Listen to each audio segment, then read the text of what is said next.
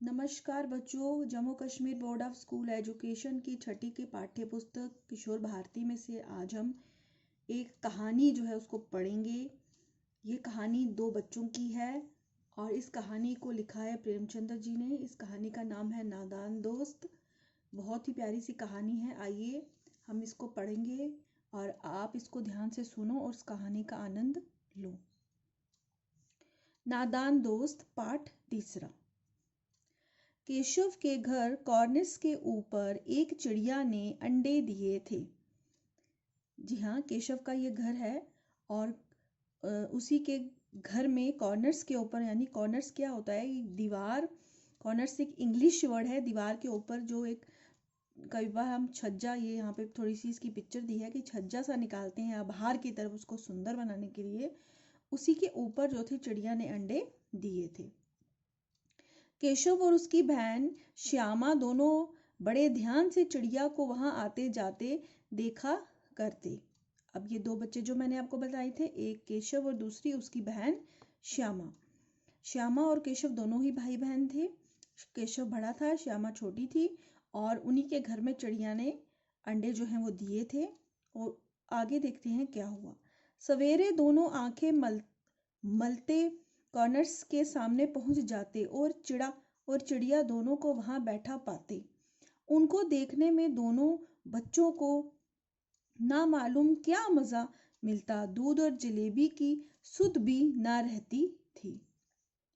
लेखक कहता है कि दोनों बच्चे जो थे वहां पे उन अंडों को देखते, चिड़िया को देखते और उनको बहुत ही आनंद आता और उनको कुछ खाने पीने की सुध भी नहीं रहती। दूध जलेबी कुछ भी जो है खाने की उन्हें सुध ना रहती। उनको इतना आनंद आता था उनको देख के।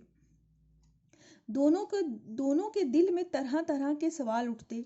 अंडे कितने बड़े होंगे, किस रंग के होंगे, कितने होंगे, क्या खाते होंगे, उनमें से बच्चे किस तरह निकल आएंगे, बच्चों के पर कैसे निकलेंगे, घोंसला कैसा है। लेकिन इन बातों का जवाब देने वाला कोई नहीं। ना अम्बा को घर के काम धंधों से फुर्सत थी और ना बाबूजी को पढ़ने लिखने से। दोनों बच्चे आपस ही में सवाल जवाब करके अपने दिल को तसल्ली दे दिया करते थे। तो उन बच्चों के मन में बहुत से सवाल थे उस घोंसले को लेकर, अंडे को लेकर, लेकिन उनके, लेखक कहता है कि उनके सवालों का जवाब देने वाला घर में कोई नहीं था और वो आपस में ही उन सवालों का जवाब जो था वो ढूंढ लिया करते थे। श्यामा कहती, क्यों भैया, बच्चे निकलकर फुर से उड़ जाएंगे। केशव विद्वानों जैसा गर्व से कहता, नहीं री पगली, पहले पर निकलेंगे, बगैर परों के बेचारे कैसे उड़ेंगे। पर यानी पंख।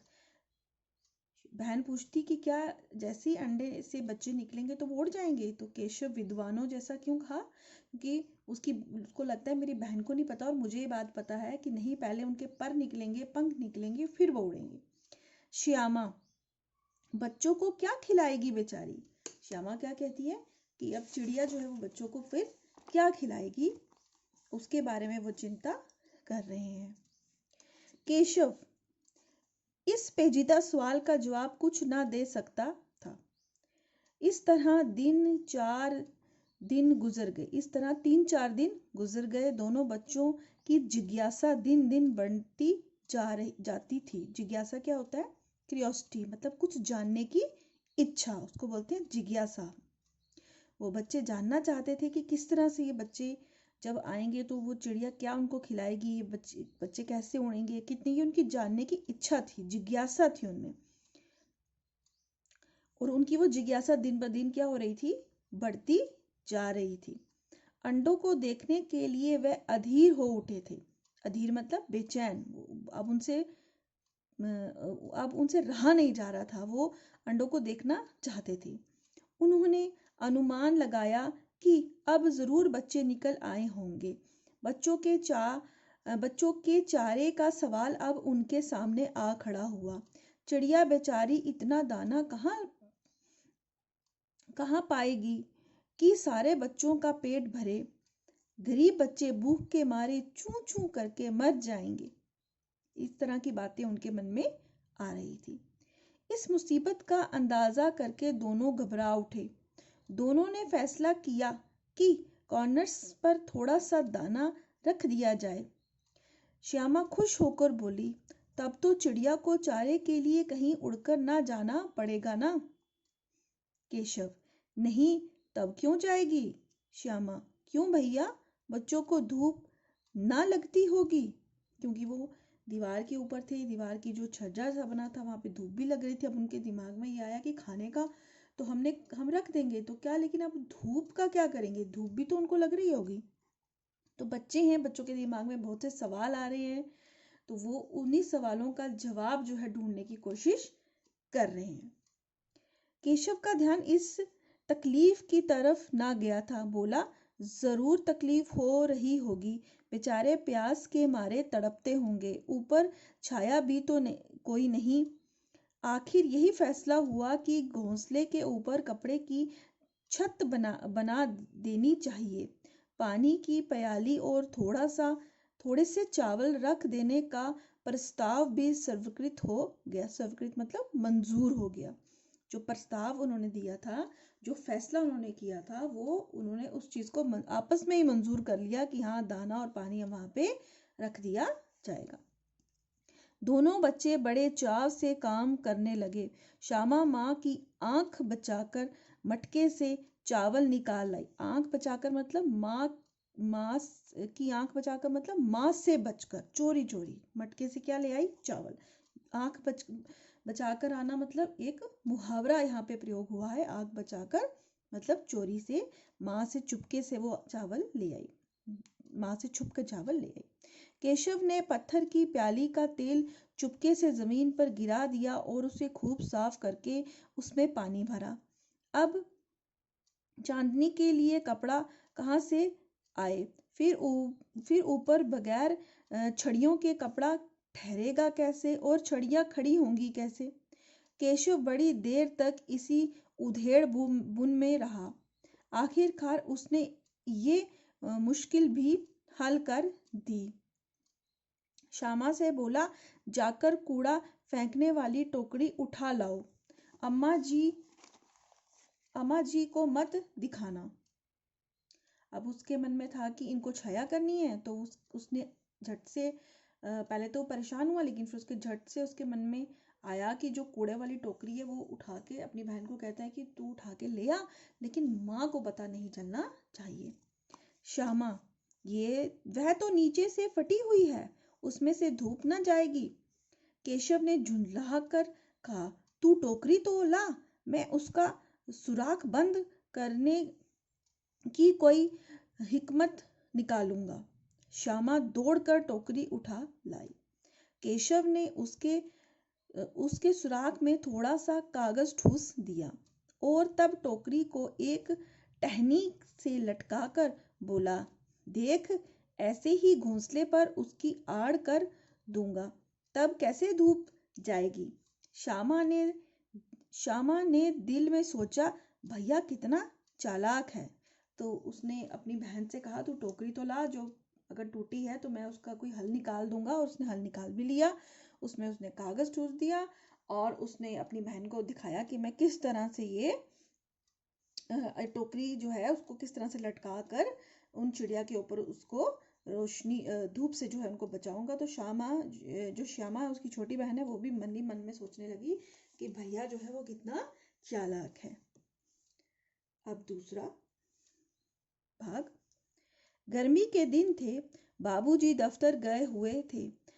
अम्मा दोनों बच्चों को कमरे में सुलाकर खुद सो गई थी, लेकिन बच्चों की आंख में आज नींद कहाँ। अम्मा जी को बहलाने के लिए दोनों दम रोके आंख बंद किए मौके का इंतजार कर रहे थे। ज्यों ही मालूम हुआ कि अम्मा जी अच्छी तरह से सो गई, दोनों चुपके से उठे और बहुत धीरे से दरवाजे की सिटकनी खोल कर बाहर निकल आए। अंडे की हिफाजत की तैयारियां होने लगी। केशव कमरे में से एक स्टूल उठा लाया, लेकिन जब उसके काम का ना चला तो नहाने की चौकी लाकर स्टूल के नीचे रखी और डरते डरते स्टूल पर चढ़ा। अब वो घोंसले तक पहुंचने की कोशिश कर रहे थे। स्टूल के नीचे चौकी रखी गई क्योंकि वो छोटे थे, वहां तक पहुंच नहीं पा रहे थे। तो उन्होंने स्टूल रखा, स्टूल के नीचे चौकी रखी और फिर जो भाई जो था केशव, वो स्टूल के ऊपर चढ़ा। आगे देखते हैं क्या हुआ। श्यामा दोनों हाथों से स्टूल पकड़े हुई थी। स्टूल चारों टांगों स्टूल चारों टांगे बराबर न होने के कारण जिस तरह ज्यादा दबाव पाता था, जरा सा हिल जाता था। उस वक्त केशव को कितनी तकलीफ उठानी पड़ती थी, ये उसी का दिल जानता था। दोनों हाथों से कॉर्नर्स पकड़ लेता और श्यामा को दबी आवाज में डांटता, अच्छी तरह पकड़, वरना उतर कर बहुत मारूंगा। मगर बेचारी श्यामा का दिल तो ऊपर कॉर्निक्स पर था। बार बार उसका ध्यान उधर चला जाता और हाथ ढीला पड़ जाते। केशव ने ज्यों ही कॉर्निक्स पर हाथ रखा, दोनों चिड़िया उड़ गई। केशव ने देखा कॉर्निक्स पर थोड़े तिनके बिछे हुए हैं और उन पर 3 अंडे पड़े हैं। जैसे घोंसले उसने पेड़ों पर देखे थे, वैसा कोई घोंसला नहीं है। श्यामा ने नीचे से पूछा, के बच्चे हैं भैया? के मतलब कितने बच्चे हैं भैया? केशव, 3 अंडे हैं, अभी बच्चे नहीं निकले। श्यामा, जरा हमें दिखा दो भैया, कितने बड़े हैं? केशव, दिखा दूंगा, पहले जरा चिथड़े ले आ, नीचे बिछा दूं, बेचारे अंडे तिनकों पर पड़े हैं। श्यामा दौड़कर अपनी पुरानी धोती फाड़कर एक टुकड़ा लाई। केशव ने झुककर कपड़ा ले लिया, उसकी कई तय करके उसने एक गद्दी बनाई और उसे तिनकों पर बिछाकर 3 अंडे धीरे से उस पर रख दिए। श्यामा ने फिर कहा, हमको भी दिखाओ दो भैया। केशव ने टोकरी नीचे से थमा दी और बोला, अब तुम उतर जाओ, मैं भी तो देखूं। केशव ने टोकरी को एक टहनी से लटकाकर कहा, जा दाना और पानी की प्याली ले आ, मैं उतर आऊं तो तुझे दिखा दूंगा। श्यामा प्याली और चावल ले भी लाई। केशव ने टोकरी के नीचे दोनों चीजें रख दी और आहिस्ता से उतर आया। अब उसने उनका अपनी तरफ से पूरा इंतजाम कर दिया, चावल रख दिए, पानी रख दिया और अंडों के नीचे एक गद्दा सा भी बना के रख दिया कपड़े का। अपनी तरफ से बच्चे जो हैं वो क्या कर रहे हैं, अंडों की हिफाजत कर रहे हैं। और फिर आगे देखते हैं अब क्या हुआ। श्यामा ने गिड़गिड़ा कर कहा, अब हमको भी चढ़ा दो भैया। केशव, तू गिर पड़ेगी। श्यामा, ना गिरूंगी भैया, तुम नीचे से पकड़े रहना। केशव, ना भैया, कहीं तू गिरा पड़ी तो अम्मा जी मेरी चटनी ही कर डालेंगी। चटनी ही कर डालेंगी मतलब मुझे बहुत मारेंगी। ये भी एक मुहावरा है यहाँ पे। कहे कि तूने ही चढ़ाया था, क्या करेगी देखकर। अब अंडे बड़े आराम से हैं, जब बच्चे निकलेंगे तो उनको पालेंगे। दोनों चिड़िया बार बार कॉर्निक्स पर आती थी पर बगैर बैठे ही उड़ जाती थी। केशव ने सोचा, ये हम लोगों के डर से नहीं बैठती। स्टूल उठाकर कमरे में रख आया, चौकी जहां की थी वहीं रख दी। श्यामा ने आंखों में आंसू भरकर कहा, तुमने मुझे नहीं दिखाए, मैं अम्मा जी से कह दूंगी। केशव, अम्मा जी से कहेगी तो बहुत मारूंगा, कह देता हूँ। श्यामा, तो तुमने मुझे दिखाए क्यों नहीं? केशव, और गिर पड़ती तो 4 सर ना हो जाते? श्यामा, हो जाते तो हो जाते, देख लेना मैं कह दूंगी। इतने में कोठरी का दरवाजा खुला और माँ ने धूप से आंखों को बचाते हुए कहा, तुम दोनों बाहर कब निकल आए? मैंने कहा था ना कि दोपहर को ना निकलना। किसने किवाड़ खोला? किवाड़ होता है दरवाजा। किसने किवाड़ खोला? किवाड़ केशव ने खोला था, लेकिन श्यामा ने माँ से ये बात नहीं कही। उसे डर लगा कि भैया पिट जाएगा। केशव दिल में कांप रहा था कि कहीं श्यामा कह ना दे अंडे ना दिखाए थे। इससे अब उसको श्यामा पर विश्वास न था। श्यामा सिर्फ मोहब्बत के मारे चुप थी या इस कसूर में हिस्सेदार होने की वजह से उसका फैसला नहीं किया जा सकता। लेखक कहते हैं कि जब माँ को पता चला कि बच्चे बाहर गए हैं तो उसने पूछा कि भाई दरवाज़ा किसने खोला। बहन को मालूम था कि भाई ने खोला, लेकिन बहन ने ये बात नहीं बताई। लेखक कहते हैं कि ये उसको भाई से मोहब्बत थी इसलिए नहीं बताई, या श्यामा जो थी वो खुद भी इस सभी चीज़ों में शामिल थी, उसका भी कहीं ना कहीं कसूर था, वो भी हिस्सेदार थी इसलिए नहीं बताई। इस बात का फैसला करना थोड़ा अभी मुश्किल है कि क्यों उसने माँ को ये बात नहीं बताई कि दरवाजा भाई ने खोला था। शायद दोनों ही बातें थी। फिर लेखक आगे कहते हैं कि शायद दोनों ही बातें थी कि उसे भाई से लगाव भी था और वो नहीं चाहती थी कि मेरे भाई को माँ से मार पड़ जाए, और दूसरा उसको कहीं ना कहीं ये भी डर था कि अगर माँ को पता चल गया तो मुझे भी डांट पड़ेगी। माँ ने दोनों को डांट डपट कर फिर कमरे में बंद कर दिया और आप धीरे धीरे उन्हें पंखा झूलने लगी। अभी सिर्फ 2 बजे थे। बाहर तेज लू चल रही थी। लू बोलते हैं बहुत ही जो गर्म हवाएं गर्मी में चलती हैं उसे लू कहते हैं। अब दोनों बच्चों को नींद आ गई थी और बच्चे जो थे वो माँ की डांट खाकर सो गए। अब तीसरा भाग। 4 बजे यकायक श्यामा की नींद खुली। यकायक मतलब अचानक जो थी वो श्यामा की नींद, बहन की नींद खुली। किवाड़ खुले हुए थे। वह दौड़ी हुई कॉर्निक्स के पास आई और ऊपर की तरफ ताकने लगी। टोकरी का पता न था। संयोग से उसकी नजर नीचे गई और वह उल्टे पांव दौड़ती हुई कमरे में जाकर जोर से बोली, भैया अंडे तो नीचे पड़े हैं, बच्चे उड़ गए। केशव घबराकर उठा और दौड़ते हुए बाहर आया। तो क्या देखता है कि तीनों अंडे नीचे टूटे पड़े हैं और उससे कोई चूने की सी चीज बाहर निकल आई है। पानी की प्याली भी एक तरफ टूटी पड़ी है। उसके चेहरे का रंग उड़ गया। सहमी हुई आंखों से जमीन की तरफ देखने लगा। अब जैसे ही बहन ने बोला कि अंडे तो नीचे गिरे हुए हैं, क्या बच्चे उड़ गए? क्योंकि बहन को इतना पता नहीं था, वो छोटी थी। लेकिन केशव जानता था कि जब उसने देखा कि अंडे तो नीचे टूटे हुए पड़े थे और उसमें से कुछ पानी सा भी निकल रहा था, और पानी की जो प्याली उन्होंने रखी थी वो भी टूटी हुई भी थी, टोकरी का भी कुछ पता नहीं था, और उसके चेहरे का रंग ये सब चीजें देखकर उड़ गया। चेहरे का रंग उड़ना मतलब घबरा जाना। यहाँ पे ये भी एक मुहावरा है। श्यामा ने पूछा, बच्चे कहाँ उड़ गए भैया? केशव ने करुण स्वर में, करुण मतलब बड़े ही दर्द भरे स्वर में कहा, अंडे तो फूट गए श्यामा। और बच्चे कहाँ गए? अभी तक श्यामा को समझ नहीं आई थी कि बच्चे जो थे वो कहाँ गए थे। केशव, तेरे सर में, देखती नहीं है अंडों में से उजला उजला पानी निकल आया है, वही तो 2-4 दिन में बच्चे बन जाते। अब जाके के श्यामा को भी समझ में आया कि अंडे जो हैं वो टूट चुके हैं, बच्चे जो हैं वो नहीं रहे, और केशव जो था इस चीज को लेके बहुत ही परेशान हो उठा।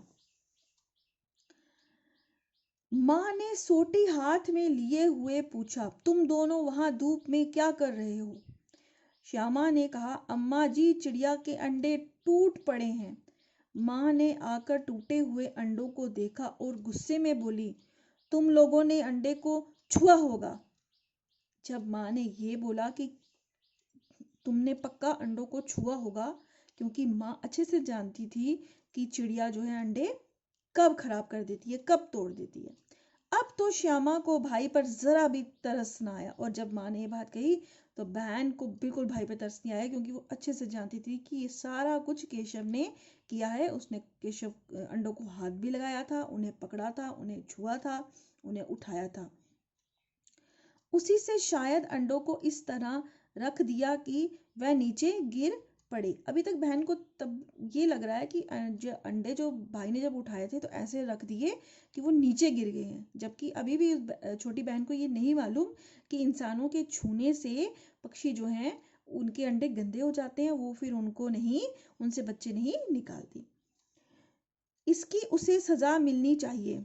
बोली, इन्होंने अंडों को छेड़ा था माँ जी। माँ ने केशव से पूछा, क्यों रे? केशव भीगी बिल्ली बना खड़ा रहा। भीगी बिल्ली यहाँ पे फिर से एक मुहावरा है, मतलब डरा हुआ। वो डर के मारे वहां खड़ा रहा, कुछ भी नहीं बोल रहा था। माँ, तू वहां पहुंचा कैसे? श्यामा। सारे जवाब श्यामा दे रही है। केशव क्योंकि कहीं ना कहीं घबरा भी गया और उसे कुछ दुख भी हो गया कि वो कुछ बोल नहीं पा रहा। चौकी पर स्टूल रखकर चढ़े अम्मा जी। केशव, तू स्टूल थामे नहीं खड़ी थी? श्यामा, तुम्ही ने तो कहा था। माँ, तू इतना बड़ा हुआ, तुझे अभी इतना भी नहीं मालूम कि छूने से चिड़िया के अंडे गंदे हो जाते हैं, चिड़िया फिर उन्हें नहीं सेकती। अब माँ ने बताती है कि जब इंसान अगर किसी पक्षी के अंडों को छूता है, चिड़िया के अंडों को या किसी और भी पक्षी के अंडों को अगर इंसान छूता है, तो वो पक्षी उन अंडों से बच्चों को नहीं सेकते, बच्चों को नहीं निकालते, बच्चे नहीं फिर बनते, वो उन अंडों को खराब कर देती है, खुद ही फेंक देती है। और यही चीज उन बच्चों को मालूम नहीं था। श्यामा ने डरते डरते पूछा, तो क्या चिड़िया ने अंडे गिरा दिए अम्मा जी? माँ, और क्या करती? केशव के सर इनका पाप पड़ेगा। हाय हाय, 3 जाने ले ली दुष्ट ने। तो माँ ने एक मजाकिया तौर पे कहीं ना कहीं केशव को छेड़ते हुए ये बात कही कि 3 जाने जो हैं वो इस केशव ने ले ली हैं और इसका पाप जो है केशव के सर लगेगा। केशव रोनी सूरत बनाकर बोला। अब केशव को रोना आ गया क्योंकि उसको मालूम ही नहीं था ये बात अपनी तरफ से, तो वो मदद कर रहा था। मैंने तो सिर्फ अंडों को गद्दी पर रख दिया था अम्मा जी। माँ को हंसी आ गई। केशव ने रोते रोते कहा कि मैंने तो उनके लिए गद्दी बनाई थी, मैंने उनको गद्दी के ऊपर रखा था क्योंकि वो नीचे पड़े थे, और माँ को इसी बात पर हंसी आ गई। मगर केशव को कई दिनों तक अपनी गलती पर अफसोस होता रहा। अंडों की हिफाजत करने के जोग में उसने उनका सत्यानाश कर डाला। इसे याद कर वह कभी कभी रो पड़ता था। दोनों चिड़िया वहां फिर ना दिखाई दी। बच्चों, आपको ये कहानी कैसी लगी? इस कहानी से हमें शिक्षा भी मिलती है। पहली शिक्षा तो यही मिलती है कि हमें कभी पक्षियों के अंडों को छूना नहीं चाहिए। वो कुदरती चीज है वो, और वो अपने ही पैमाने पर जो कुदरत है वो हर चीज को करती है। दूसरा, आपने बच्चों की अगर नजरिए से देखें तो बच्चों की भी गलती नहीं थी। बच्चों के दिल में उन अंडों को लेकर, चिड़िया को लेकर एक घबराहट थी। तो कहीं ना कहीं बच्चे जो थे वो उनकी मदद करना चाहते थे। मदद करना कोई बुरी बात नहीं है, लेकिन हमें ये जरूर देखना चाहिए कि जो जिनकी मदद कर रहे हैं उन्हें उस मदद की जरूरत भी है या नहीं। तभी इस कहानी का नाम जो है वो नादान दोस्त है। नादान दोस्त क्यों? कि वो दोस्ती तो निभा रहा था चिड़ियों से केशव, और उसकी बहन श्यामा भी, वो उनसे दोस्ती करना चाहते थे, दोस्ती निभा रहे थे, वो अपनी तरफ से उनके दोस्त बनना चाहते थे। लेकिन वो बहुत सी बातें ऐसी नहीं जानते थे कि जिनकी वजह से वो जो अंडे थे वो बेकार हो गए। इस बात का केशव को बहुत ही ज्यादा दुख हुआ। तो आपको ये कहानी कैसी लगी? मुझे उम्मीद है आपको ये कहानी बहुत प्यारी लगी होगी, और कहीं ना कहीं आपके मन में भी बहुत से भाव जो हैं वो उत्पन्न हुए होंगे। बच्चों, आप इस कहानी को अब स्वयं पढ़ो और इस कहानी का आनंद उठाओ। धन्यवाद।